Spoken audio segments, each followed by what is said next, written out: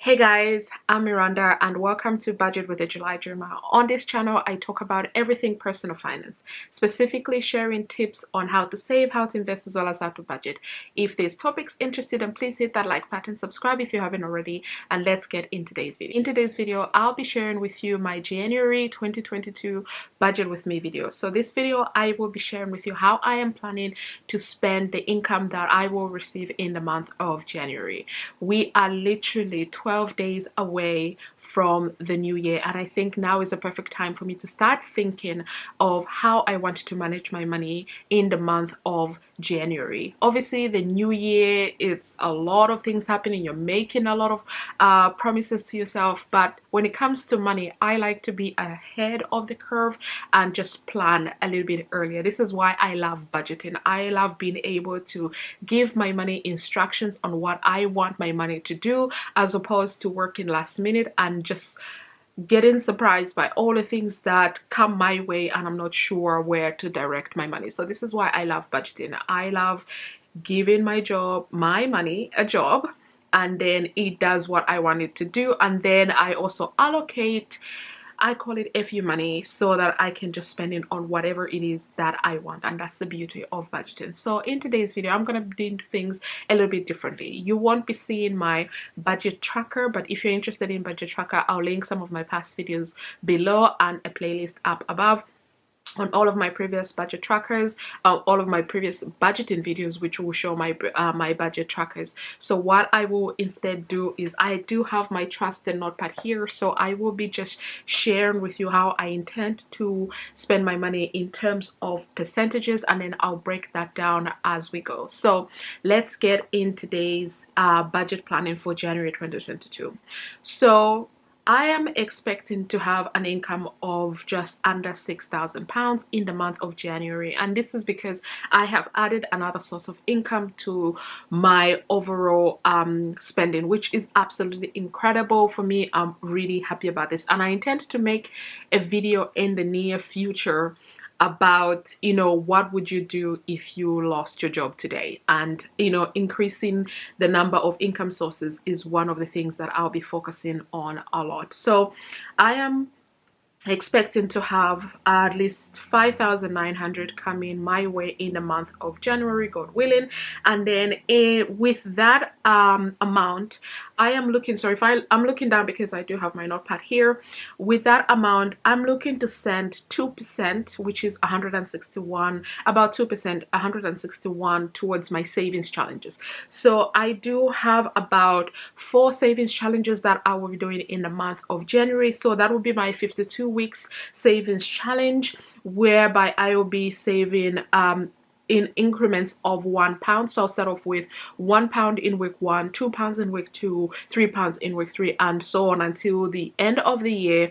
And then I'll be able to use that money towards my other financial goals, or even for Christmas. I haven't decided the final use for it, but it's going to be several things. So that's the 52 weeks challenge, and I'm doing a £1 a day savings challenge. So for the month of January, that is going to look I'm going to have £31 at the end of January, and then I'm doing the £5 savings challenge, which is a weekly challenge, and with that one I'm looking to have £20 by the end of January. Then the fourth one is with my Plum savings account. I'll link the video up above, whereby I with my everyday spending, my Plum app connects to my bank, does all the roundups, and then saves that money for me every single week. And I have set features so that it's able to do that for me. So the £161 is going to go towards my savings challenges.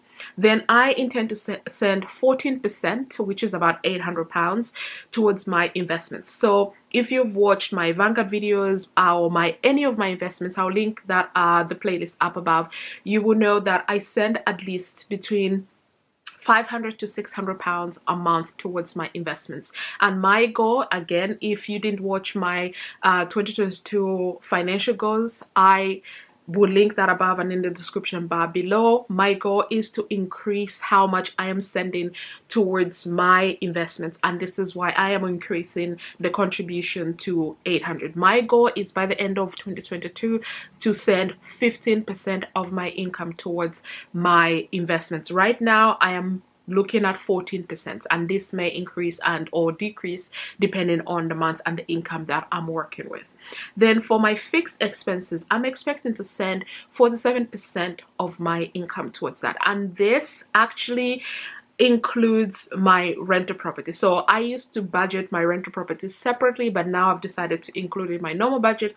This is why this portion has increased. In my normal everyday budget, I only send about 23 to 25% towards my fixed expenses. So this is actually my home expenses. So the increase here is because I've added my rental properties. So I'm looking to send just under £2,800 towards fixed expenses, and of that £2,800, I'm looking to send 11% to rental expenses, and 8% of that 47% towards tithe and giving. I'm a Christian. I believe in giving and tithing, so that is something that is very important to me, and I will continue doing that in the new year, God willing. Then if we go to my variable expenses, I'm looking to send of my overall income that I'm expecting in January. I'm planning to send 9%, which is about £540 towards my variable expenses. So for me, my variable expenses cover things like my food. It covers things like subscriptions, transportation, and all of that jazz. Then when it comes to my savings and sinking funds, I'm looking to send at least 28% of my overall income I'm expecting in January, which is just under £1,700. And if you add all of my percentages, that comes to 100%, but please bear in mind I'm doing a lot of round off here, so this is just to make it easy for me when I am budgeting. But one thing to remember with all of my budgeting, I always budget more than what I'm actually expecting to pay. And because of inflation, I've already started receiving letters from various companies telling me, you know, for my next renewal, the price is going up by a certain percentage and all of that just. So I'm actually I've already in all of my budgeting tailored that increase into my budgeting, but I am going to do that in all of my budgeting for 2022 to increase the amounts just a little bit more so that I am covered.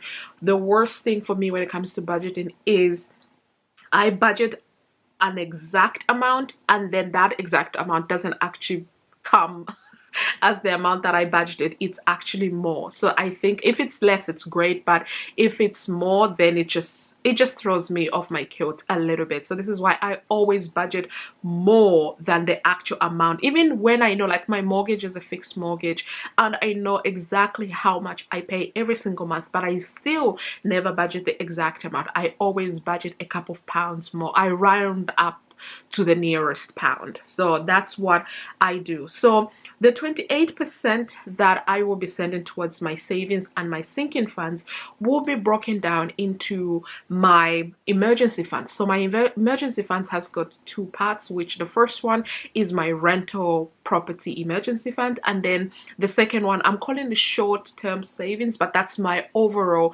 emergency fund, which I worked very hard in 2021 to save up £10,000. Obviously I've already used 2,000 of that due to emergencies that came up in November, but I am still going to be contributing to that fund. I'm not exactly looking to bring it back to £10,000 fast, purely because all of the money that is in our accounts at the moment as savings, even in high yield savings accounts, is actually losing value because our inflation, as I'm recording this video, it was reported the inflation is about 6%. So if my bank is giving me 0.1% for saving my money in the bank, then I'm actually losing money than making money. So this is why I'm not in a rush to get it back to 10K. I think having 8K in the account for emergencies, I think, is a very good amount. So this is why I'm not going to be rushing to send more money to that. So emergency fund. Then I've got my home expenses. So this is my life insurance. This is my home maintenance fund, which the home maintenance fund is what I'll be using for home renovations as part of my 2022 goals. I would like to have a coat of paint in and around my house. So that is what I will be using. I'll be contributing to that every single month. Then I've got car expenses. So I'll start saving up for my car insurance again. So if you saw my September budget with me video, you would know that I actually paid for the entire year for my car insurance. So I'm gonna start saving again. I gave myself a grace period of 3 months to start in January period, because there are other sinking funds that I prioritize because they're coming up for renewal and I would like to pay for the year instead of monthly. And that is one of my big goals for 2022, to make sure that all the bills that I can pay on an annual basis, I do that, to reduce the output every single month so that I can increase the investment contribution and increase the savings to purchase more assets that will be generating an income for me. So that is my goal. So emergency fund, home fund, car, and then I've got a subscriptions, and then I think the final one is travel, and that's also something that I'll be funding quite aggressively, because I do have a couple of trips that are planned for 2022. So that is all I wanted to share in my January 2022 budget planning video. Let me know in the comments below, have you started thinking about how you would like to budget in the new year? Because at the end of the year is when we start thinking of how we would like the new year to go. But if you don't have a plan, you're literally just going to continue doing the same things you've been doing before. And this is why, for me, all of my budgets, I plan at least 2 weeks before the new month, and then I adjust them as I go. And now, since I've been doing YouTube, I will still do them 2 weeks before, and then I will film the video either a week or two before the new month, so I know exactly what I am planning to do. Yes, you can make budget adjustments even after you've set the budget. That is the beauty of budgeting. But I think having a plan initially helps you on your financial journey. So I hope this video has been useful to somebody who's either new to budgeting or just want to see how other people budget their money. So thank you so much for watching my video, and I'll see you in my next one.